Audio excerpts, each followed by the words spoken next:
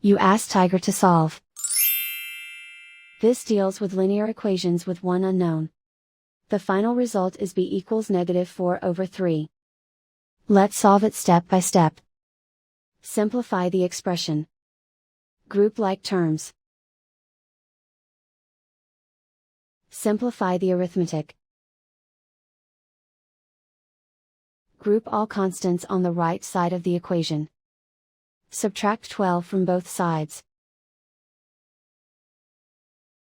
Simplify the arithmetic.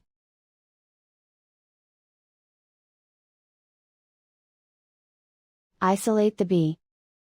Divide both sides by 9.